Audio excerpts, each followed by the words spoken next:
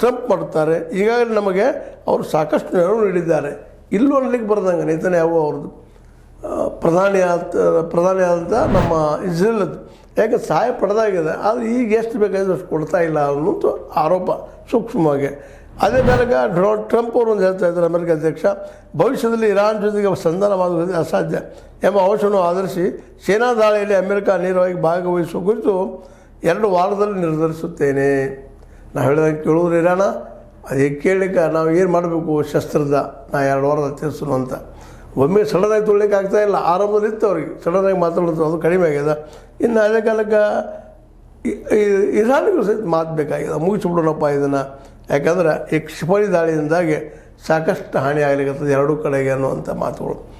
ಒಟ್ಟಾರೆಯಾಗಿ ಈ ಇಸ್ರೇಲ್ ಮತ್ತು ಇರಾನದ ಯುದ್ಧದಿಂದಾಗಿ ಮಧ್ಯ ಏಷ್ಯಾದಲ್ಲಿ ಹೊಸ ರೀತಿಯ ಒಂದು ಏನಪ್ಪ ನಕಾಶೆ ತಯಾರಾಗ್ಬೋದಾ, ನಕ್ಷೆ ತಯಾರಾಗ್ಬೋದಾ ಅಂತ ಮಾತುಗಳು. ಇಲ್ಲಿವರೆಗೆ ಏನಿತ್ತು, ಈ ಇಸ್ರೇಲ್ ಇದ್ದಿದ್ದು ವಿಶೇಷವಾಗಿ ಸೋಲರಿಯ ಸರ್ದಾರ್ ಅನ್ನೋಂಥ ಮಾತಿತ್ತು. ಅದು ಇವತ್ತು ನಿಧಾನಕ್ಕೆ